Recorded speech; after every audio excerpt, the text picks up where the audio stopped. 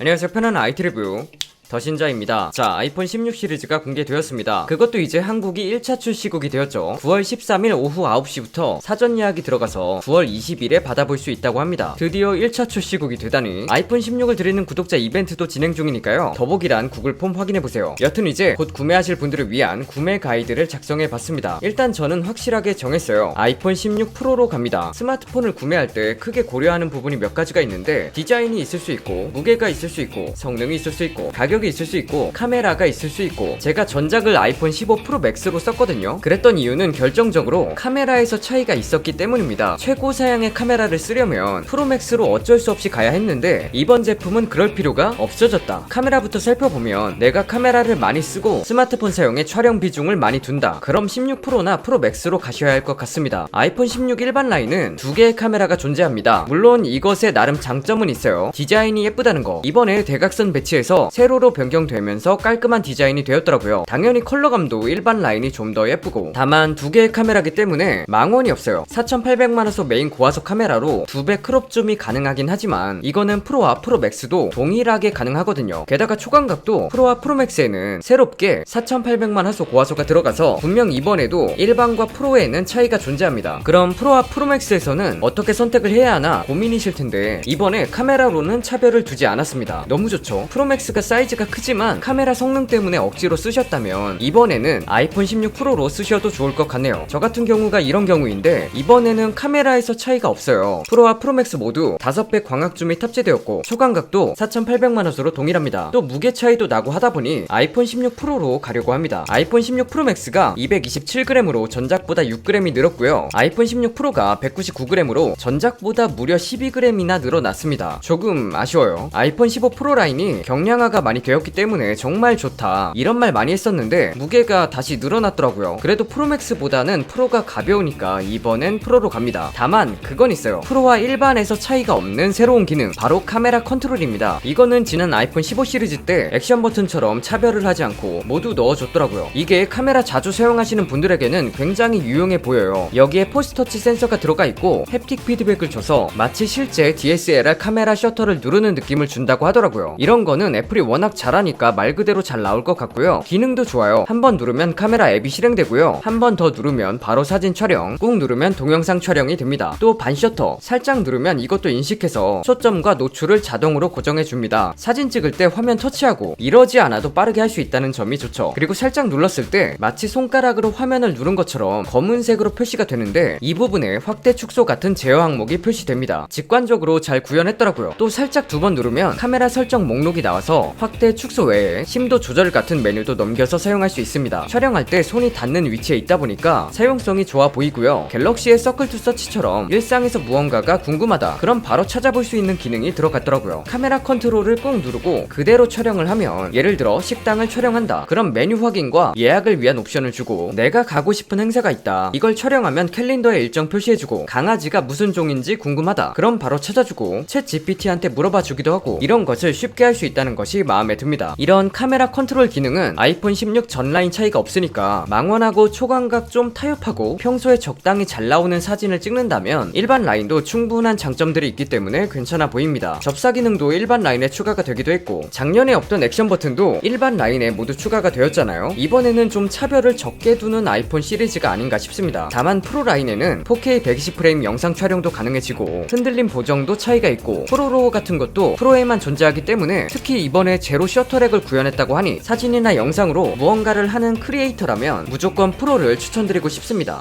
그리고 마이크도 프로 쪽이 훨씬 좋아졌더라고요. 이런 것도 차이가 좀 있죠. 하지만 스마트폰을 고를 때 이런 것보다 더 중요할 수 있는 부분이 있습니다. 바로 디자인. 솔직히 디자인에서는 프로 라인이 일반 라인을 이기기가 어려워요. 일단 카메라를 보세요. 3개가 있는 것보다는 2개가 있는 게 깔끔할 수밖에 없잖아요. 특히 이번에는 일반은 카메라가 세로로 배치되면서 더 예뻐졌습니다. 하지만 프로 라인이 이번에 크게 내세울 단골점이 하나 생겼죠. 바로 베젤의 차이입니다. 이번에 역대급으로 얇은 베젤을 탑재하면서 실제로 봤을 때 베젤이 정말 얇다고 합니다. 후면 디자인은 조금 일반 라인에 비해서 지고 들어갈 수 있는데 전면을 보면 프로 쪽이 더 예쁠 거니까요. 그리고 보통 컬러는 일반이 예쁜 게 맞고 이번에도 그렇긴 한데 이번 일반 컬러들이 조금 호불호가 있을 만한 컬러더라고요. 파스텔톤 컬러는 아니고 좀 더 색이 쨍한 채도가 높은 그런 컬러 구성이라 좋아하실 분은 엄청 좋아할 거고 아닌 분은 눈이 아프다고 할 수도 있겠더라고요. 일반은 울트라마린과 틸 그리고 핑크 이렇게 컬러감이 뚜렷한 컬러와 무난한 화이트와 블랙으로 구성됩니다. 그리고 카메라 섬에 좀 진하게 포인트가 들어갔죠. 제가 이거 컬러를 보다 보니까 아이맥 G3가 떠오르더라고요. 좀 비슷하지 않나요? 여기서 따왔나 컬러를? 반면에 프로라인은 역시 무난한 컬러로 구성됩니다. 화이트 티타늄, 블랙 티타늄, 내추럴 티타늄 그리고 데저트 티타늄. 데저트 티타늄은 나오기 전에 좋지 않은 반응을 가지고 왔었는데 실물은 또 데저트 티타늄이 골드스럽게 나와서 이것도 괜찮아 보이더라고요. 화이트는 좀 더 하얗게 변하고 블랙은 좀 더 어둡게 변하고 전반적으로 프로라인은 정말 무난하게 어떤 걸 선택해도 후회하기 쉽지 않은 컬러 구성이라서 인기가 많을 것 같습니다. 저는 그래도 작년에 화이트를 했으니까 이번에도 화이트로 갈 것 같네요. 결론적으로 디자인에서는 일반 쪽에 좀 더 가까운 반반으로 하겠습니다. 하지만 또 중요한 게 있죠. 바로 무게와 크기입니다. 요즘 스마트폰 사용하면서 손목 아프지 않으세요? 저는 좀 시큰거릴 때가 있는데